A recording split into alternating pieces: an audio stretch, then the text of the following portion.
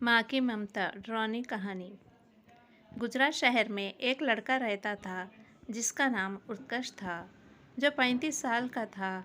उसने सोचा कि अपने परिवार के साथ पिकनिक के लिए देहरादून जाऊं, जहां उसने 6-7 दिन अपने परिवार के साथ बिताए। जब वहां अपने घर गुजरात जाने लगा तो उसका पूरा परिवार गाड़ी में बैठ चुका था और वहां भी रास्ते में आते आते रात के 2 बज चुके थे और वहां देहरादून के पहाड़ों को पार कर रहा था। तब सड़क एकदम सुनसान पड़ी थी और पूरी सड़क पर सन्नाटा छाया हुआ था।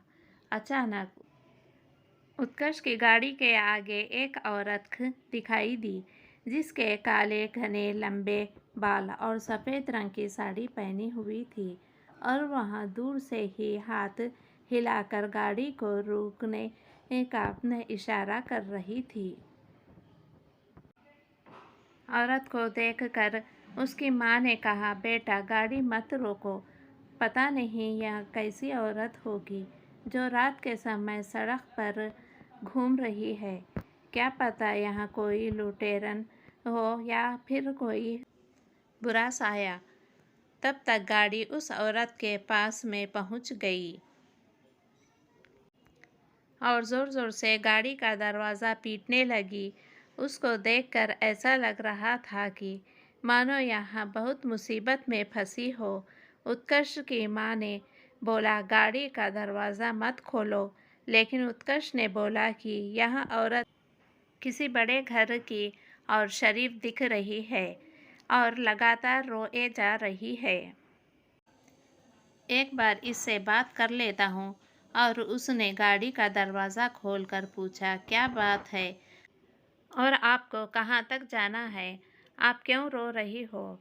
तब औरत ने बोला कि मेरी गाड़ी खाई में नीचे गिर गई है और उसमें पीछे वाली सीट पर मेरी छोटी बेटी फंस गई है।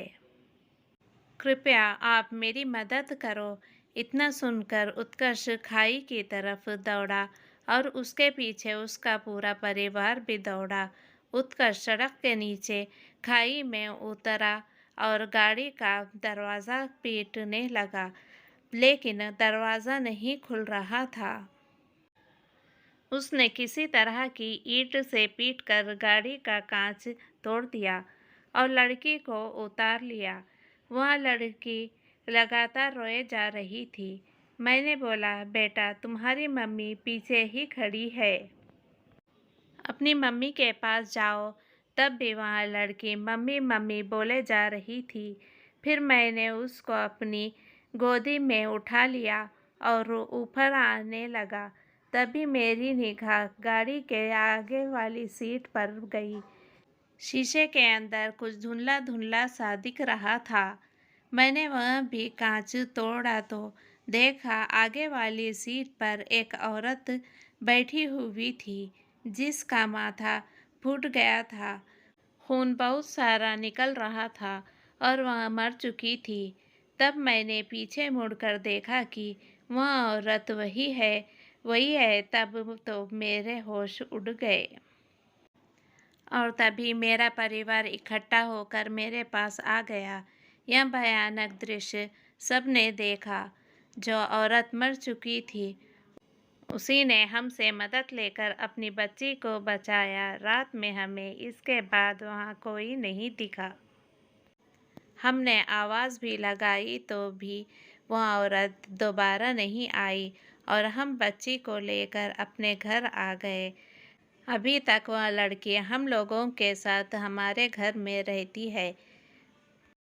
उसकी माँ ना तो हमें कहीं दिखाई दी और ना ही कभी परेशान किया। माँ की ममता यह कहानी आपको कैसी लगी, प्लीज़ कमेंट कर ज़रूर बताना और चैनल को सब्सक्राइब करना ना भूलें।